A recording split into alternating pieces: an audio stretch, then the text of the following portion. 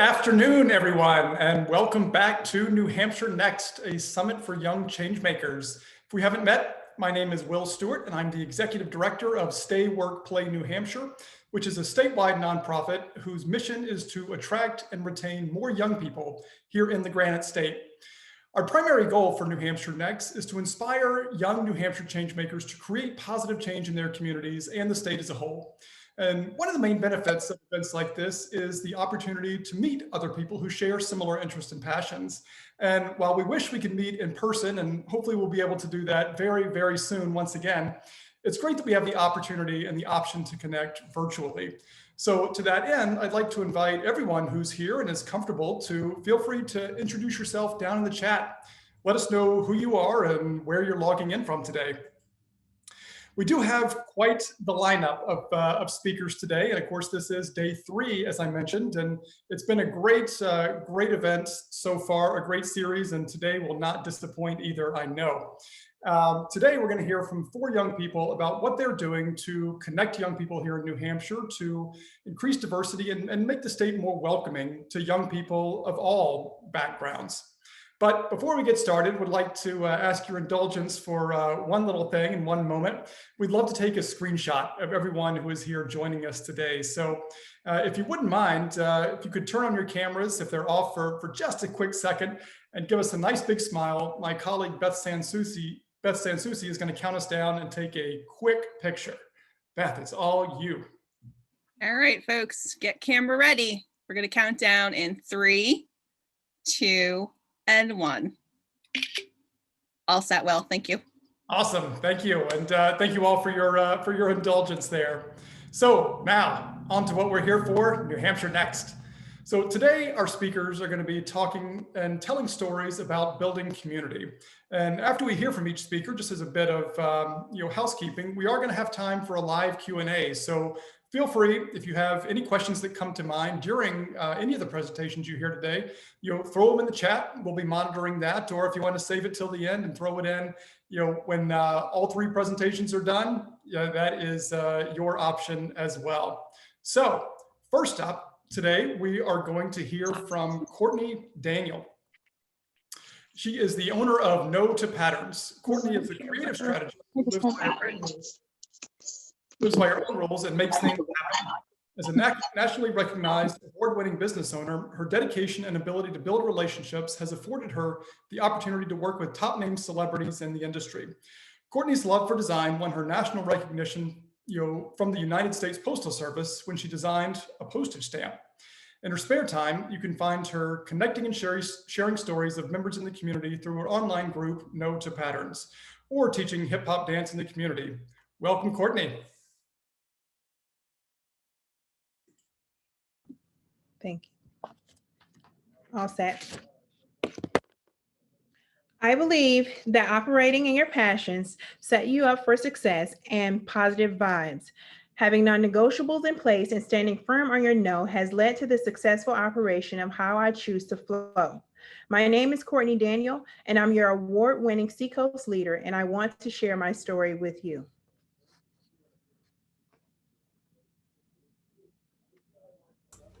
Some would consider relocating to a different state to be an exciting thing, an opportunity to reinvent yourself, experience a new city and the culture and what makes the state great.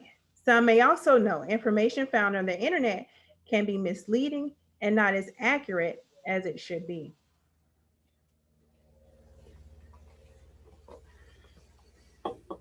Today, you'll learn how becoming a self-proclaimed community researcher opened the doors and allowed exploration of operating in my passions, how I took control of my time and learned how to say no to things that didn't light me up, and the birth of No to Patterns, an online community that is connecting like-minded individuals and community leaders together in one space. A self-proclaimed researcher in unfamiliar territory was not an easy task. As an introvert, my nature is to avoid any personal contact with people whom I do not know. And after starting my mission of creating a space for necessity, I knew I would have to step outside of my zone of comfort to make change happen.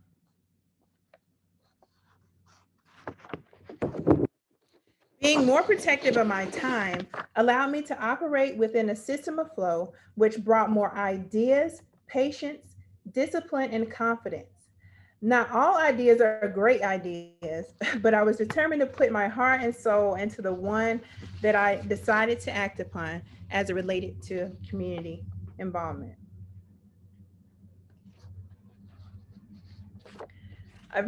Always had a love to learn more about people whom I interact with.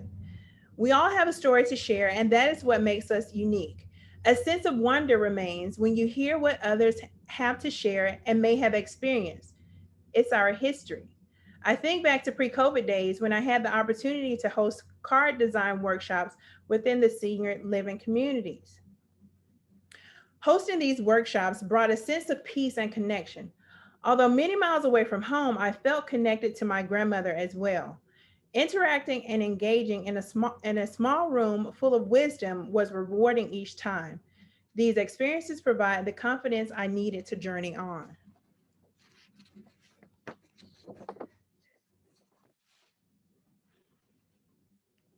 Where's the shampoo? When a major retailer doesn't carry the shampoo you use to wash your hair, Houston, there may be a problem. There are common toiletries that's used for self-care. The culture reinvention of self and learning to navigate a new city may look a bit different than I expected.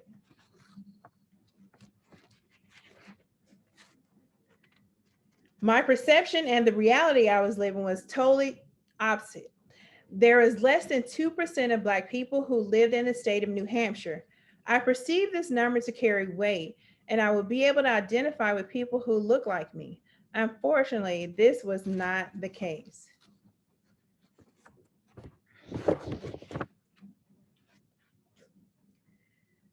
What if there were other families looking to move to the state? How would they be able to connect with people of color who have already planted their feet?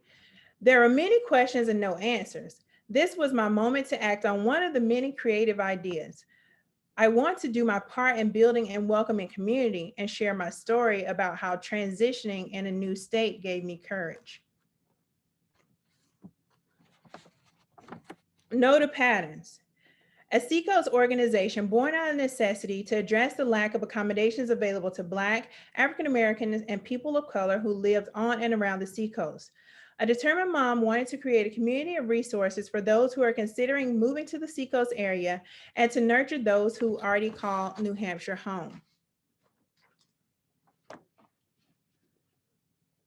The data collected from previous years and the relationships I nurtured supported the idea of creating a space free of judgment for leaders, business owners, moms, and in the community to share. The connections of community is valuable and can provide you with a support system outside of your family. In most cases, your community becomes your family. You have to seek it out. The story shared in NTP's community has given me hope. I can put names to faces to those community leaders who believe in and want to learn more. We talk about what it's like growing up in an all-white state, if people of color have felt supported in their businesses, and we dig deep and have hard conversations about race.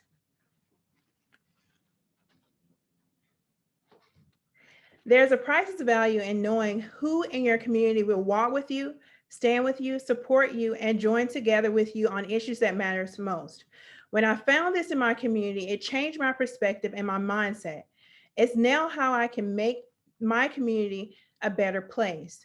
What amount can I give daily that will lead to something bigger than me? This was my foundation. I often think back to 2012 when I first moved to New Hampshire and hibernating the first year, wanting to return back to familiar territory because all the newness wasn't what it was cracked up to be. Today, I'm known for my leadership in the community, but that doesn't overshadow the fact of bringing forth change. It's not an easy road, nor do I expect it to be. Connecting and sharing has been the driving force behind my vision of reshaping the community. Move where your heart leads you. Take a step in the right direction to contribute to the change for your community. Share your story with others and experience the connection. We are more alike than we are led to believe. I'm Courtney Daniel, a community leader who operates in a passion-driven purpose to create change today, tomorrow, and in the future. Thank you. Thank you so much, Courtney. What a great story and such a needed organization, and definitely look forward to hearing a little bit more about it and the impact that you and the organization have made during our Q&A in a little bit. Next up, however, we are going to hear from Jesus Salamanca with New Hampshire Urban Sport. Jesus has lived in New Hampshire his entire life. He graduated from Manchester High School West, where he was molded by the Navy Junior ROTC program. Coming from a low-income background with a single mother, Jesus says Manchester has always had a program to help keep him out of trouble. From CYO basketball at St. Anne's to the Naval ROTC program, Jesus always was able to keep busy. In 2008, Jesus enlisted in the Army National Guard and enjoyed multiple trips to different areas of the country and various countries. Jesus currently attends Granite State College pursuing a BS in Business Administration. New Hampshire Urban Sport was created in 2017 with the goal of creating an athletic community to help give back to the city that has given so much to him. Welcome, Jesus.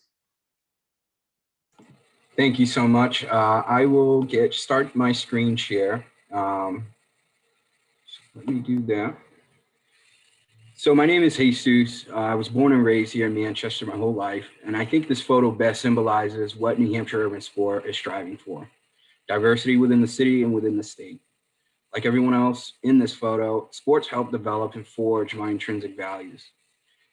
This past year, like everyone knows, COVID showed extreme higher levels of stress, depression, and this is how we can get through it all and grow resiliency in the process. I guess the quote that best epitomizes this photo is, if you want to go fast, go alone, but if you want to go far, go together. My whole life, I wanted to be a part of something larger than me. I started obviously with the CYO basketball at St. Anne's and then football at Manchester West with the NJROTC program there as well, which actually led to my enlistment at 17. What I learned about sports was a communal bond that it brought, even when I traveled to El Salvador in 2013 for the US military. It helped bridge the gap between the locals and us. Daily pickup games led to a deeper overall trust between the two. When I got back home, I continued to play rec sports, to have a community where it wasn't just all about the wins and losses on the field, but also sharing those life events off the field. Stay Work Play put out a report in 2018 stating that they were particularly struck by the fact that 1 in 5 said they didn't have a single friend nearby. And then again, it was reiterated in 2020 when it was stated how challenging it can be to meet new people here. With a state as vibrant as ours, it shouldn't be the case, especially in Manchester. Anyone knows me, I'm a competitive guy, but this goes all beyond competition. That's why we created New Hampshire Urban Sport to embody 3 basic pillars: community, camaraderie, competition. Community, to bring the people together; camaraderie, from the bonds of constant interaction; and competition applies to the real-time trusting of each other. During the season, these teams and groups and people follow basic group dynamic theories, and I won't lie, it's fascinating to watch. So like any 20-something-year-old, I launched a business out of my garage. At first, I realized I was hyper-focused on only the military community within New Hampshire because it was a community I knew so well. But as I started out, I saw that there was an entire city dying for an outlet, wishing to find those new friends. Our first year was rough, I won't lie. It was filled with many mistakes. We were self-funded, and we tried to limit costs by keeping everything in-house. We made shirts out of transfer paper that started to peel off immediately using a home iron. Not fun in the least bit. You could check out the photo. It didn't look pretty. But in that quirkiness, we made some of the most amazing people who followed us throughout our journey to where we are now 3 years, 4 years later. In those 3 to 4 years, we've grown 436%, keeping true to our values and foundation. If you stay true to your convictions, results will ultimately follow. The purpose of New Hampshire Urban Sport was to provide affordable recreational sports to young adults who already struggle with higher costs of living here in New Hampshire. And I did not feel that New Hampshire Urban Sport would benefit from pushing away any players who may not be able to afford to play. They deserve a recreational outlet as much as anyone else, if not a little more. Our league is filled with vibrancy. It has people from lawyers, physician's assistants, to everyday blue-collar jobs like retail. We had so many proud moments in those 3 years. we've seen hardened people use this as a stepping stone for other programs or self-help. For example, we had a basketball player who never received his GED or high school diploma. He asked if our league would help point him in the direction to achieve that goal. We obviously obliged and took great pride in doing so. Many military members will tell you that the quickest way to a person's mind is by engaging the body. We want every player to feel at home, but more importantly, create a space of like-minded people who will help each other out. Our footprint is small, but our impact is mighty. Last year, before the second surge of COVID-19, we started a kids league here in Manchester, New Hampshire. We realized that there was an obvious participation gap in youth sports between lower income families and those from different diversity to those in the middle and higher incomes. Luckily, we were able to provide scholarships to various children using generous donations. Judah Pollock stated it best: resiliency ultimately is not a quality of an individual, but resiliency is the property of our human connections and our human networks. The best predictor of resilience, especially in this time, are the friends that you have around you. Like many businesses and community-based organizations, COVID brought extreme challenging times. We couldn't meet for a long time, and our resilience was tested for sure, along with the players in our group. Studies are showing that COVID and isolation was an issue, leading to higher rates of depression and feelings of loneliness. That led us to offering esports tournaments as a way to keep us connected. We were not initially prepared for the influx of participants we had. We had to rework through trial and error. From Fortnite, Madden, NBA 2K, and Call of Duty, we had a plethora of people who were seeking that engagement. We wanted to stay focused on the community. What I realized is visions need to change often to stay agile to meet the needs of the people and the people you're trying to reach. Ultimately, we need to reach those people where they are and then guide them to where they want to be. We're now starting to see the immense desire for people to go back out into the world. This can be done in accordance, obviously, with the various guidelines, but we need to remind our communities that we are not alone. It all comes down to the fact that I sincerely love this city and I sincerely love this state. I play alongside some of the best people, and I love to meet up through them, having a beer and connect and discover ways that we can support each other. Ultimately, New Hampshire urban sport has taught me and taught others to find your passion and allow it to be the guiding light for others around you in the state.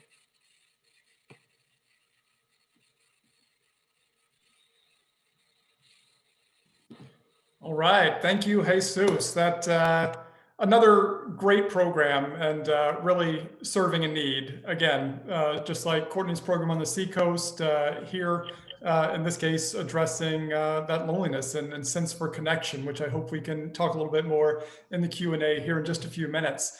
But before we do that, and our final presentation for today, before we get to that Q&A, we're going to hear from Grace Landry and Desi Okori with New Hampshire for Anti-Racist Education.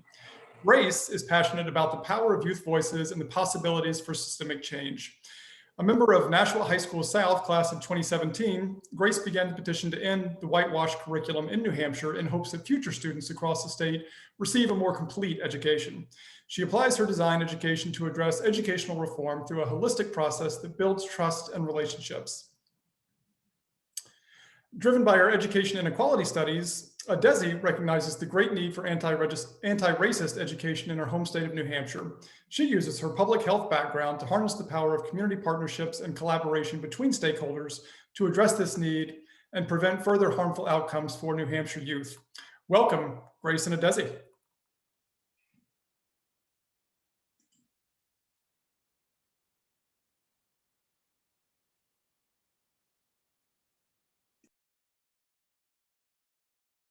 Racism on New Hampshire's public education system.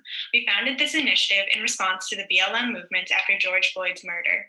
Our work started as a petition to reform the state standards, but through community collaboration, we have recognized the need to uplift student voices and connect efforts across the state. Before discussing our work in process, here is more about the two of us. Hi everyone, my name is Desi Okori. I immigrated to New Hampshire at age 3 and entered the Nashua School District in 9th grade. While my K-12 education laid a foundation for chasing academic success, it fell short in providing the critical thinking skills required for understanding the inequalities and racial injustices I both perceive in the world and personally experienced as a woman of color in New Hampshire. I took a class in college which helped me to understand how greed, privilege, and racism affect our health and education systems. Last summer, I recognized the opportunity to use what I learned in college combined with the pain from seeing repeated violent acts of blatant racism against people who look like me to affect change in my community. Hi all, I'm Grace Landry, a past student of New Hampshire's public education system. I attended the Nashua School District from 1st to 12th grade. Like many, my awakening didn't happen until college. I had never heard the term systemic racism or white privilege until my first quarter of college when I took an English class on the topic of systemic racism in education. Through the lens of English, we learned to think critically about the education we've received in the world around us. What I learned in that class ruminated in my head over the following years. When I heard about the murder of George Floyd, I realized it was time to take action. As the trial of Derek Chauvin is currently unfolding, the events that happened last June are at the forefront again and serve as a reminder of the systemic issues in this country, issues that we too often are not taught about or discuss in school. I started this petition to reform the state standards, which led to me and Adesi getting connected. We began our work with the hope that by demanding educators across the state teach about systemic racism and other systems of oppression, then students would be properly informed and therefore be better citizens in our society. However, we quickly learned that the realities of implementing this type of curriculum reform are complex. We established our social media platform to connect people calling for educational reform across the state. From this, we were able to interview teachers working in the public education system to learn about their experiences and concerns about implementing anti-racist curricula. We were also able to connect with social equity groups across the state. Connecting with stakeholders that would be impacted by the changes we were calling for was pivotal in helping us identify the real problems and prevent band-aid solutions. From our conversations, we learned that state standards have minimal impact on the lesson plans taught in the classroom. We also identified an important cycle between teacher trainings and curriculum implementation. If teachers haven't done the personal work, they will not be prepared to educate students on this topic. However, if teachers do the personal work, but they aren't supported by their leadership or have access to lesson plans, then it becomes extremely difficult to implement any changes into their classroom conversations. In addition to learning about the teacher's perspective, these conversations highlighted issues in the system that we did not recognize from our experiences as students. The public education system is multi-layered, which is how addressing systemic issues becomes so complex. There is a lack of collaboration between the levels, schools, districts, and state, and there are political influences that shape what is taught and funded. Rather than letting these challenges overwhelm us and ignore the complexities and realities of the system, we chose to take a step back to pause on the actions we were calling for, reflect, and pivot our focus to address the real problems in the system. This brings up a major theme in our work, nonlinearity. When involving community and stakeholder perspectives, it is important to listen and adjust rather than just plowing forward without consideration of the impact that an action will have. We must resist the white savior complex and acknowledge when our initial intent was wrong and pivot accordingly. We began with the goal to reform the state standards, but realized in New Hampshire, a state with mostly local control, a top-down approach would not be impactful. Through our conversations over the summer with educators and social equity groups across the state, we identified that student voices are often not sought out and are overlooked during education reform. While there were many young student activists leading change in their local communities, their experiences were rarely being highlighted and the work happening in individual districts was not being connected. This insight led us to seek out student voices through a testimonial campaign that asked the question, why do you feel that New Hampshire needs to reform education? It became apparent to us that the experiences of fellow community members would help us learn, demonstrate the need for change, and build a commitment to improving our community. This project brought about another insight. The student voice wields much power and needs to be amplified. We came into this space unsure about our role, but we recognized our ability to speak to and understand the experience of students. We saw the need to amplify and empower those standing behind an anti-racist education system in New Hampshire, especially current students, and enable them to spearhead change for our system. When leveraging community for change, it is important to consider the expertise each member has, even if their knowledges might seem less traditional. It's because our voices were being listened to that we have the opportunity to operate there. Through this work, we noticed a lack of collaboration despite shared goals. We have learned that this work is not about reinventing the wheel. It is important to amplify the work that is being done and partner to support one another in this space. Thanks to community input, we were able to identify the resources that were needed and our role in this space. We would not have come this far in our work without the opportunity to share and connect. Anti-racist work requires commitment and collaboration for it to be sustainable. To identify how we could address the areas of need, we needed to step back due to the nonlinear nature of this work and commit to a process of listening and reflecting to be aware of our impact. Moving with intention involves questioning and consideration of others' needs and is required in all forms of community work. Anti-racist work is transformational by nature. You alone, with your experiences and perspectives, are not the expert, and neither is your neighbor. You're both teachers and learners who, together, can bring about good change as you commit to understanding the value the other person brings. Taking the time to ask questions and learn the value that others bring to the table is a process that requires commitment to its long-term nature. The two of us describe this work as a marathon, not a sprint. The goal is not instant gratification of action bias to just fix, fast, as Brene Brown describes. The reason being, this type of approach tends to do more harm than good for the people you're affecting. To do community work the right way, it's important to be open to pivoting and changing based on the feedback you receive, as we've done throughout this process. As NAIR approaches its one-year mark, we want to thank all those who have contributed to this work along the way. This summer, we will be working to highlight the districts who serve as bright spots and individuals who are championing this work. Our intention is to connect the work happening in as many districts as possible and allow those who need extra support to make progress identify examples and resources they can lean on. Looking to the future of NAIR, we will be hosting a workshop series with Stay Work Play on anti-racist action, where we will dive into how to have a people-centered approach for continuous transformation. This series includes reflection, dialogue, and questioning. It shows us that anti-racist work begins internally, amplifies the voices of those that need to be heard, and requires recommitting to this long-term process of transformation. In order to sustain this work, it must be reflective and intentional. Thank you for listening, and we look forward to hearing your questions.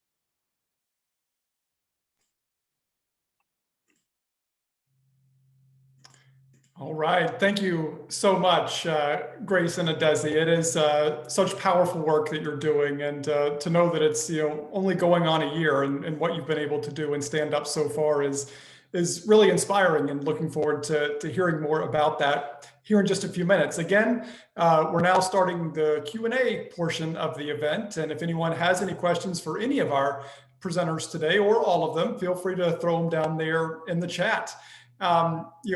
I'll kind of kick things off as we're see if we have any audience questions. But I'm curious to know all of these initiatives that all of you are doing. Curious to know, are these like full-time efforts for you? Are they kind of side hustles, as it were? How are you? And if they are the latter, how are you able to do these in addition to however you earn your living? Courtney, I don't know if you want to take a stab at that first, perhaps. Yeah, sure. So actually, this is a part-time thing that I engage myself with, or I can say part-time, but it's usually full-time because I'm always thinking about it. I'm thinking about the next things, what else to discuss, what topics, issues, what it is that the community wants to hear, and making sure that I present it in the best way possible. So although I would love for it to be part-time, it's definitely an everyday thing for me. How about New Hampshire Urban Sport there, Jesus? So very much like Courtney, right now it is more of a part-time. We're slowly ramping up. We want everything to be scalable, just because we don't want anyone to get lost in the sauce, if that makes sense. Ideally, we would like to have it as a full-time program, because we have the staff in place when we're ready. We don't necessarily have all of the, we'll say, liquidity to support that staff, because we are a growing program in that process. But very much like Courtney, it's supposed to be part-time, but it definitely sometimes turn into a full-time work, especially with school and a full-time job.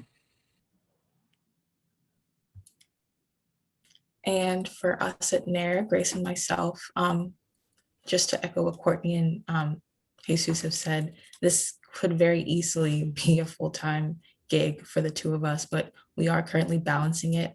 Grace is a full-time student, as well as doing multiple things. She's low-key superwoman with the internships and every work that she does. And I'm currently working full-time. So we balance it with the other work that we have going on in our lives, the other responsibilities. And I think the thing that has been so wonderful, like our saving grace here, has been just our teamwork. And I think it's just been a blessing that when one of us is falling, the other person is there to pick the other up. And so we've really, I think, grown together in our partnership and been able to lean on each other, which has been super crucial to continuing and sustaining this work. Yeah, we've definitely found in our work that having like the support of one another has been key in balancing, like you were saying. And I also think that partnering with different people in the community has also helped. And as we've grown in this work, has grown not feeling like we need to take on all that work, just the two of us, but finding the people who can like work alongside us and support us, and we can also support them, has been key in divvying up the work, as we're both have many other commitments. I think those are, a lot of really good points in here.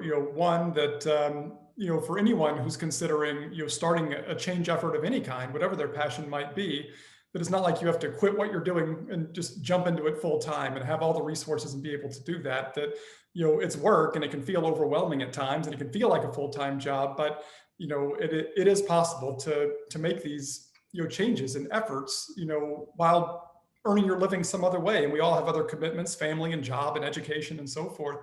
And I think it's a good point, Desi and Grace, you made too, about, it is kind of a team effort. And, the old, adage, many hands make light work, it takes a village, all that. But it truly does. And I think Jesus, said it well in his presentation, that if you want to go fast, go alone. If you want to go far, go together. And I think that's really true for sure. Courtney, if I could ask you specifically a question with regard to NOTA patterns, what have you learned, since kind of starting this community? Are there any themes that have emerged in the conversations of members or participants? What I can say is that I've learned how to go out and seek my tribe.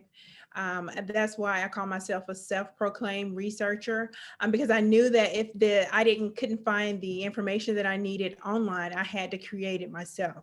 So it just involved me stepping outside of my box of being an introvert, opening up my mouth and asking these questions of, where's the nearest resource, where's local resources for networking for minority business owners? Where are the resources for students who are people of color?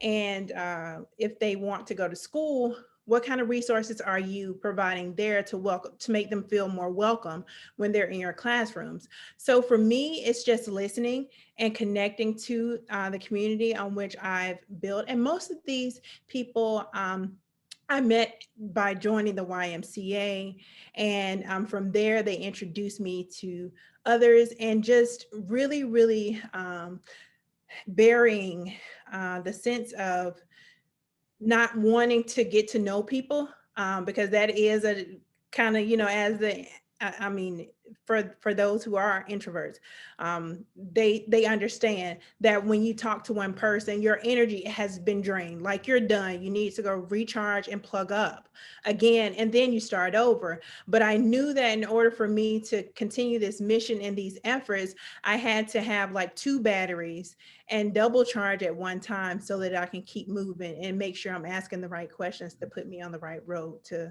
the path of creating a successful community.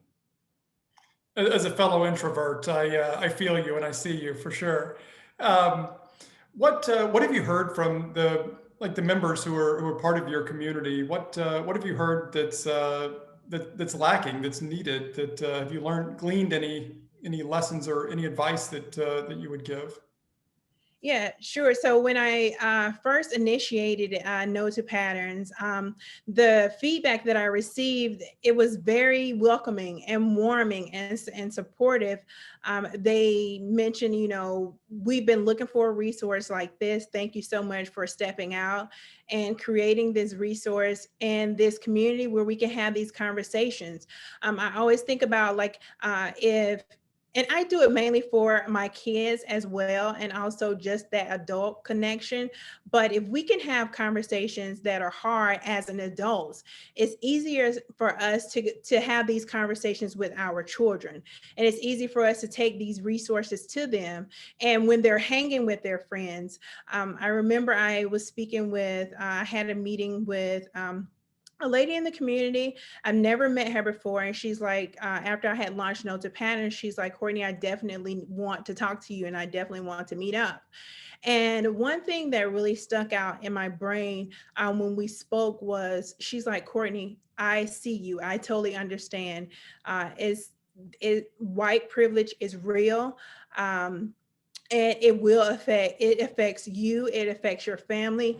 And she told me a story how, I know that you have younger kids, and in the event your kids may hang out with my kids, and if something happens, they're not going to get the same, I guess, disciplinary actions as if it were just my kids alone, just being a white child versus a Black child.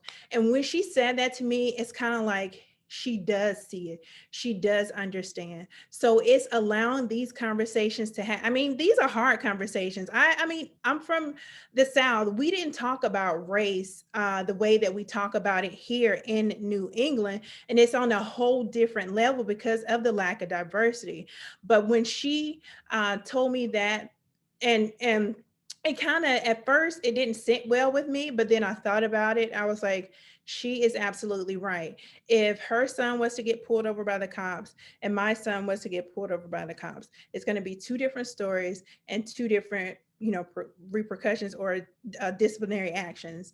And these are the people that I'm attracting to No to Patterns. These are the people who are wanting to share their voice, to let me know that I support you. I hear you. How can I help? I'm here to listen. I want to learn.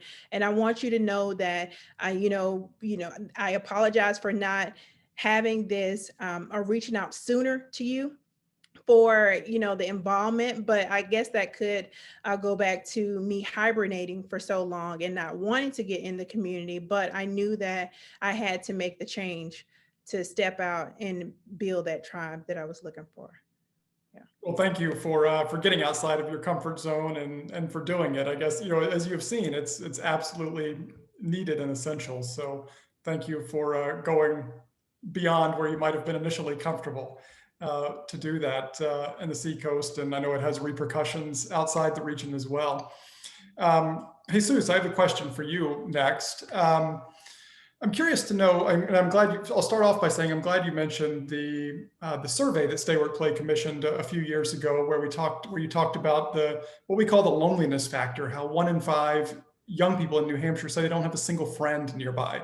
And as a result of that, primarily that's kind of making connections, working to connect young people to each other, to their communities, and ultimately to the state, has become one of our core areas of work at Stay Work Play. And I'm curious to know, with regard, can you talk a little bit about some of the connections that the New Hampshire urban sport has helped to facilitate? And I know you're based in Manchester, in the area here.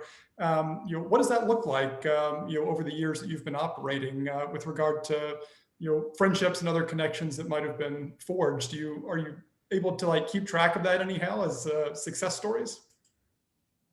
Yeah, no, that's a great question. So here, what we do, obviously we have our sports, but we also have some networking events. So recently what we did is we partnered with Electric Avenue right off of Elm Street. We allowed our players to come in, obviously following COVID protocols, and just reconnect. Because after a year of not connecting, you can do it behind obviously a screen and all that, but we know that the human element feels almost a little robotic. So when we opened that up, we had a lot of people. One of them got barred, meaning they received their lawyers, their license to practice to be a lawyer here in New Hampshire. And another one was moving to Alaska, and we wish them all, the well.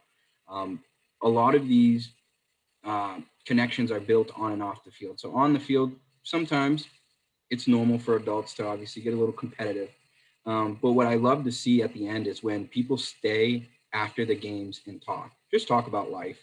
And sometimes creating that, we'll say, tangible data is a little hard, especially in our business. However, we see it a lot in more the after sports human to human interaction. We've done a great Gatsby party pre-COVID, obviously, and that was another great way for us to share information about each other and just connect. So we try to run one in-person networking event a quarter, just to remind people that it's not about just competition on the field. It's also, reconnecting outside the field. And, in that, we've had a lot of people come out and be like, if it wasn't for the league, I wouldn't have met so-and-so. And so-and-so helped me achieve this, or helped me, for an example, we have a realtor. This realtor was able to help people, especially in the housing market crisis now that we're starting to see, where it's extremely hard to get a house. And they were able to kind of guide them through that process. And that's the end goal of New Hampshire Urban Sport. We love sports. However, what I realized is I love being in the military, but what I missed most when I came back was the camaraderie. It's that tribal sense, like was mentioned before, and finding that tribe is extremely difficult. And really, that's kind of what we're trying to control, a little piece of that, just to make people a part, or feel a part of New Hampshire.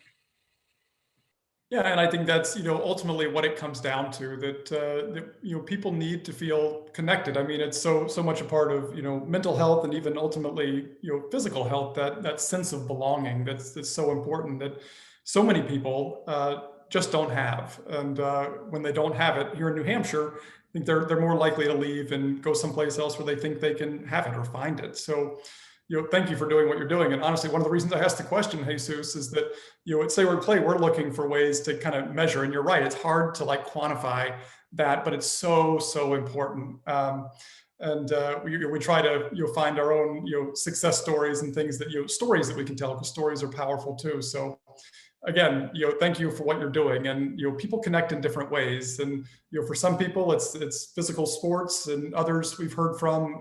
Back on Monday, we heard from folks in the arts community. That's, for a lot of people, that's the way they connect. So there are lots of different ways to do lots of different things, and this is a great way to do it. So thank you very, very much. Grace and Desi, I'm curious to hear a little bit more about the impact that you're starting to see, with your efforts at education reform through New Hampshire for Anti-Racist Action, or education. I know you said it's been, you're coming up on your year anniversary, and it's not a long time, of course, especially in COVID times. Limits a lot of what we can do. But what have you seen so far? Have you seen any early successes? Any challenges? What's kind of been the impact so far? Thanks for the question, Will. To start, I think I'll say that the impact that we've had is that people have been encouraged to find and partner with others who are passionate about this work, because as we mentioned in our presentation, there's work happening in New Hampshire, but it is siloed. And when you're kind of by yourself, isolated, doing such heavy work like this, it can be easy to kind of fall off just out of emotional or just exhaustion in terms of trying to sustain it for yourself.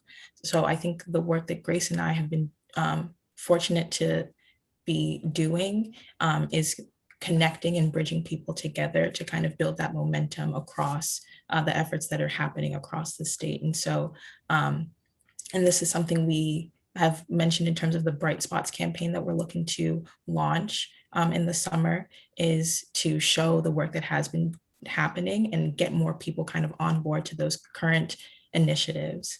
And Grace, is there anything else too you want to add?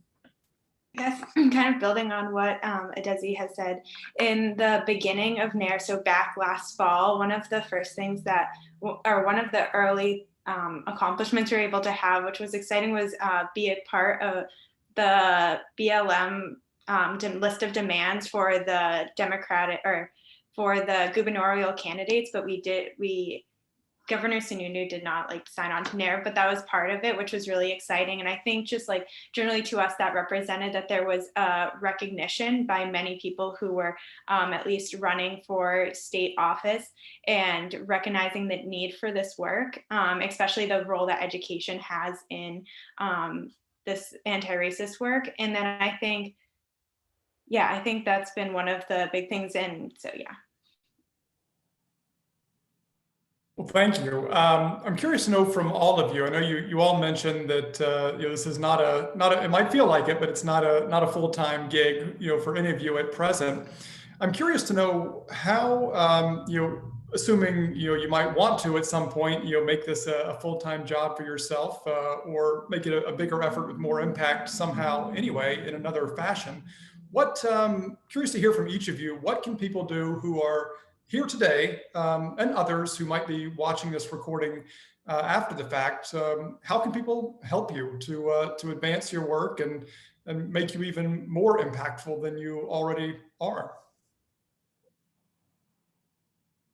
We can start with you, Courtney, if to put you on the spot here real quick. I was trying not to go first this time again. Well, if anybody else has any thoughts, you'll feel free to step in. Should I go? Take it away, Courtney. We can.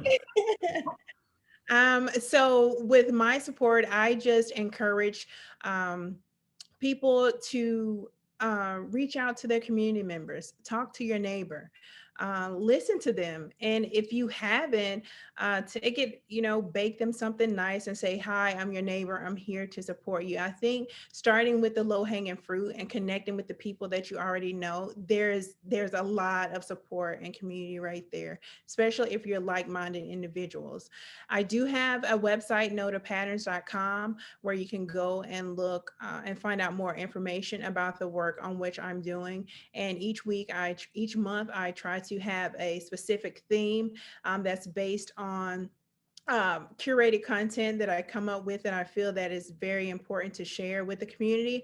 And it also helps to start conversations about things that people want to discuss and just talk about. I feel like everyone, when they share their story, it's just that sense of connection. And you can learn so much about the community member that you pass in the grocery store or who's at school, or you just never know until you open your mouth and just say, hey, I'm here to support you. And then two, not to be defensive, I guess for me in the beginning, it was kind of hard because I'm like, why are people asking me these questions, especially after George Floyd's death? Why are you asking me where to find resources? Why are you wanting me to help support? But then again, I had to change my mindset. I think Desi said that we're teachers and students. And I didn't want to accept that. I didn't want to accept the fact that I wanted to be a teacher. I'm just like, hey, Google is out there, Barnes and Noble, do the research. But I felt if people are asking for this, they need this. So it was my time to step up and say, hey, here are my experiences. How can I help you? How can I share these stories with you? And just be real. Just keep it real. Your opinion is your opinion. My opinion is my opinion. But we can still have these conversations that continue to bring us together and continue to build us and lay that foundation. Again, notapatterns.com if you want to learn more about the work that I'm doing here on and around the Seacoast. Thank you. Yeah, and we'll be sure and throw that link down there in the chat. Thank you, Beth, and we can throw some of the others, the other organizations represented here too, so folks can learn more. So, Jesus, what can people do who are watching to help out New Hampshire urban sport and all the great connections and work that you're doing? What I realized, and I think this is something, I've been to such large cities, and in large cities like DC, New York, and Atlanta down south, you'll see that these organizations are more in collaborative in spirit. New Hampshire, sometimes we tend to be like, this is my domain and this is my domain and I want to run my domain. Versus I think we have to, and this is where my military background comes out, what is the mission, right? The mission is to make New Hampshire a more diverse and better place. What can you do? Can I funnel people to you to help them in the long term? So for an example, I run recreational sports. However, I know that's only a one-dimensional piece of a 3D puzzle. So, for an example, you mentioned earlier, art. I love art, and we have a lot of players who actually run art schools and art programs down in Massachusetts. And it would be awesome for me to collaborate with an organization like that and be like, hey, you know, I not see a need, but I don't necessarily have the bandwidth to handle, you know, encouraging that art sense. Can I send them over to you? Creating more of that communal silo effect and allowing that referral program to happen, I think would be beneficial for the state. Yeah, no, I agree completely, and I think one of the benefits of conversations like this is it allows us to all learn kind of like what's going on. And I know I've seen it in the chat, and the word has been mentioned here today that we oftentimes operate in silos, in so many industries and so many geographic locations here in this state that it's oftentimes difficult to keep up with everything that's going on. And I like to say that New Hampshire is a state of best kept secrets. We do have a lot of cool stuff and people doing interesting things, but we just don't know about them. And if we don't know about them, yeah, we can't share it as we would personally or via social media or whatever it is. So I 100% agree. I think that's a great way to do for all of us to kind of keep that in mind, letting people know what exists and all the resources that are here. So Adesi and Grace, how can folks here help out your efforts? I think I'll start just by saying that in terms of anti-racist education, I really want to emphasize the point that everybody has a role to play in this, and the work starts with yourself, as we mentioned in our presentation. And something that Courtney said that stuck out that I also want to kind of emphasize again is the fact that we need to start these conversations and acknowledge that even though they are going to be uncomfortable, we have to learn to lean into that discomfort. And in New Hampshire, predominantly white state, the reality is that people who look like me, people of Black, Indigenous, people of color in New Hampshire, they exist here, but we're not the majority population-wise. But the need is to seek out and make spaces for our voices, and not kind of push that aside because they're not maybe at the forefront and we're not seeing them as often. And I know that for myself, it's been crucial to find encouragement and willingness for people to make space for me when I maybe am shying away and like unsure that I can speak up about my experience, because I know the majority of people around me won't share in that experience. And I also recognize that there's also a need for us as a state, as a community, to not like push this aside. I think it's very easy to say that New Hampshire doesn't have this problem because it's predominantly white. But as I think somebody had mentioned in the chat, there are people who, politicians, people who have power in various areas that are actively trying to undo and not make space for this work. And unfortunately, the constituents are the ones that are hurting the most from that. And I think it's important that we as their constituents continue to keep our politicians, our representatives accountable, but also the people around us, our families and our friends. And I could talk a lot about like different areas that this work can kind of happen in, but just re-emphasizing that it does start with the self.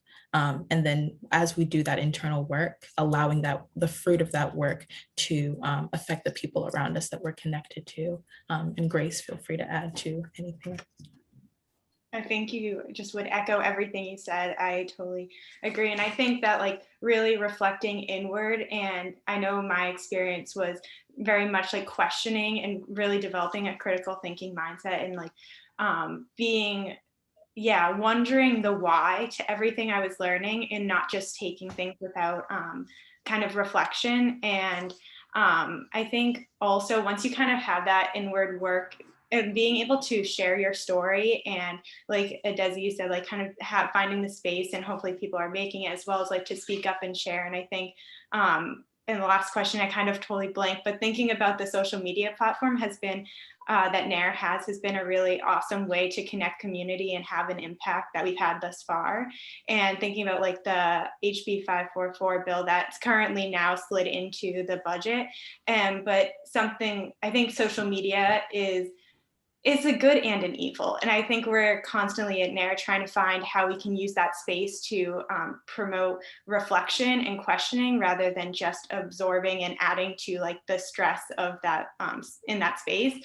And also not just overly filling it with more information. But I think that, yeah, so that's been a place where we've been able to share people's stories and also like connect voices that might not normally be highlighted. So I think that's something too, as we move forward in NAIR, is kind of connecting with those people and sharing their story and their work. Absolutely. Well, thank you all. And if I can give just ask one more final question of Courtney, unrelated to what we're talking about today, but I know I was curious, other people are too. The information in your bio, you designed a stamp for like the postal service. That's cool. Tell us about that, please. Yes, actually I did. It was back 2016, I think. Someone came to me and said, Courtney, hey, you should just enter this contest. I was like, okay, sure. You know, I had no interest, didn't know anything about it. But the cool thing is that it was for the African-American burial ground that's in Portsmouth. So the opening of that was actually the stamp that was released on that day. So it was this big thing. And, you know, it didn't hit me until after the moment, like after everything had settled, like, oh my gosh, I designed a stamp, like seriously. And that's just one more accomplishment that I have and I can show my kids and feel proud about and led to creating more change here in New Hampshire. Yeah. Yeah, that is super awesome. And I like, you know, how you phrased it of you know, how one thing, you know, can lead to another thing. And I think that's so important in this, you know, change maker work is, you know, recognizing that, you know, even by starting small, you might not think creating a stamp, as cool as that is. I mean, how many people get to do that? But the fact that you can leverage that and be able to build on it, and it has that snowball effect, and you just never know where, you know, little things that you're doing in your own community, you know, can really snowball and make a great impact, you know, certainly over time. So thank you to all of you for joining us today, and you know, for sharing your stories and the great work that you're doing. It's I think I speak for all of us when I say it's super inspiring, and we're very appreciative that you took the time to share it with us, what all you're doing. And thanks to everyone for joining us here today to listen, to comment down in the comments section. We appreciate you spending your lunch hour with us today. And you're here at Stay Work Play. We love to help facilitate discussions like this and help make connections. You know, for people to get together, as we talked about. I think connection was one of the big, you know, words that we're left with today, and that's as I mentioned, that's a big part of what we do here at Stay Work Play. So we'd love to see you for our remaining sessions of New Hampshire Next, which will be continuing both tomorrow and Friday. So tomorrow, if you haven't already signed up, our theme is creating change through environment.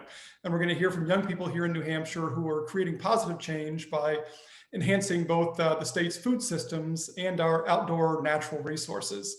And then finally, on Friday, we're going to wrap up with the theme continuing the change. And there we're going to hear from past Rising Stars Awards winners, which big awards we give out every year here at Stay Work Play, to hear about what they're doing, you know, where they are now, what they're doing now, and how they're continuing to make an impact here in the Granite State. So we'll throw a link down there in the chat where you can register if you haven't already for the sessions tomorrow and Friday.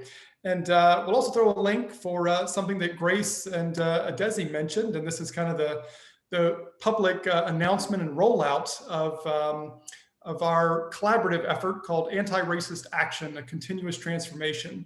And this is going to be a 4-part series that will help build your understanding of what it means to be anti-racist and how to take intentional action for sustainable change in your community. So this is going to be taking place on 4 Thursdays in May and June. So May 13th, May 27th, June 10th, and June 24th from 6:30 to 7:30 each evening. And you know, given that we want to make sure that this is a safe space for open and honest conversation, those difficult conversations that we were talking about earlier, you know, we are going to be limiting capacity. So due to this limited capacity, you know, there'll probably be, we ask that first of all, if you want to register, this is, you're kind of getting the the first opportunity to do so before we really go public on social media. We invite you to do so, but just ask that you be mindful of the dates and times. And we like to ask that if you register, that you commit to attending all 4 of the events. And we will have a wait list, as well as what we're calling a resource-only ticket. And that if you can't, attend all of the events, we still, want everybody as possible to have a lot of the resources that will be shared. So, for the resource ticket, you'll be able to get, some of the talking points, discussion questions, reflection questions, resources, and more. So for more information and to register, you can check out the Eventbrite link now being placed in the chat. And lastly, I do want to note that nominations for the 2021 Rising Stars Awards are now open. So for more information on how to nominate someone and what awards we have this year, please head to the website. And again, that link will be shared in the chat as well.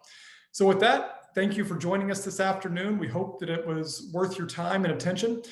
Keep an eye on your inbox and on social media for upcoming Stay Work Play events. And we do hope to see you soon. So with that, thank you and have a great day. Thank you all. Take care. Thank you.